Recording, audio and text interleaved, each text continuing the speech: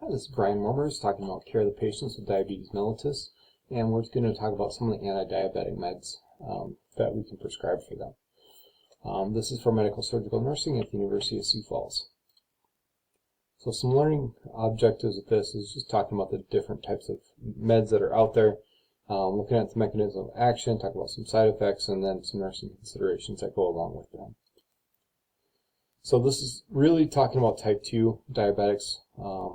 We haven't really seen a lot of these things for type 1, which are usually insulin only. So with type 2, there's a lot to choose from, and that's going to depend on the patient, their insurance, their payment ability, their how often they want to take meds, their individual specifications for tolerance, and you really have to have a good rapport with your patients. And know that that could switch and probably will switch over the course of their treatment. So some of the first ones would be insulin secretologs, I cannot say,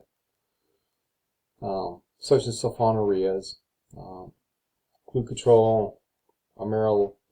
What this does is stimulate the release of insulin from beta cells about 30 minutes before meals. And so side effects of this can cause some weight gain and hypoglycemia, and unfortunately it does have many drug interactions with this. Meds like Prandin and Sarlex are similar to this, and they have the actions that are similar to sulfonylureas. Both are taken before meds, as you have this peak or this 30 minutes before they take effect.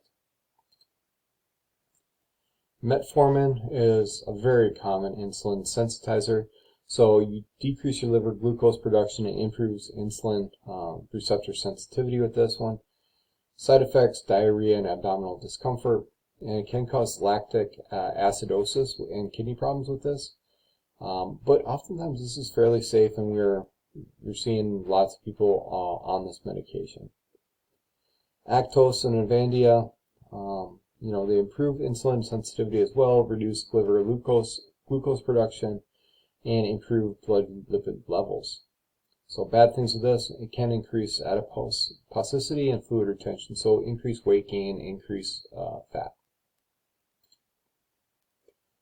Alpha-glucosidase inhibitors, so these are after-meal hyperglycemics by delaying absorption of carbohydrates from the small intestine. So it's like a blocker for the carbohydrates. And so with that, it's going to have a decreased absorption rate. Acarbose or miglitol are common medications with this one. Bad things about this is it does cause quite a bit of abdominal discomfort and gas and diarrhea. And so Olean was a product that they actually added to a couple of different things working on this type of situation. They did it to potato chips, and it would kind of block the absorption of the carbohydrates in it. But some of the side effects were really kind of nasty, and I think they pulled it off the market because of the flatulence and abdominal discomfort that it caused.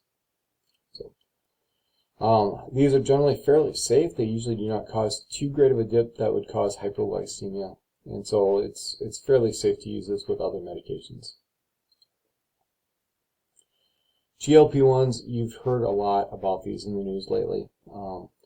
This is to replicate the normal gut hormones that lower glucagon secretion from the pancreas and reduce liver glucose production.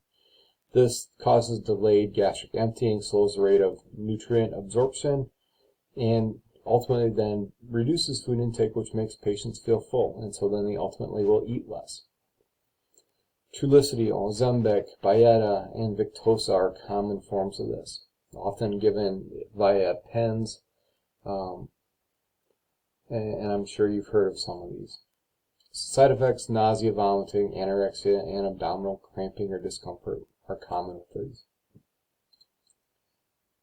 DPP-4, so this is working on the enzyme that inactivates the endocrine hormones more than normally, and so you're regulating the blood that way. So Januvia and Onglyza are common meds with this one. Side effects include stuffy nose, runny nose, nausea, diarrhea. Won't necessarily give you an upper respiratory infection, but it will give you signs and symptoms similar to that. This one, since it is stimulating some of the pancreatic hormones, it could cause risk for pancreatitis, so you do have to be a little careful on that one. And the last one I believe we're going to talk about here is amylin analogs. So this is similar to the normally occurring hormone produced by the beta cells. It's co-secreted with insulin and trying to mimic that. So it's an adjunct for those who use mealtime insulin, and what it does is delays gastric emptying, reduces after-meal blood glucose, and triggers a feeling of being full.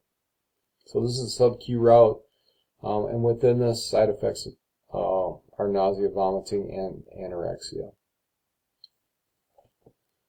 So this is a very brief overview of some of the medications that we use for anti-diabetics. This is constantly changing. I'm sure that there's new ones out there that are not covered in this slide presentation.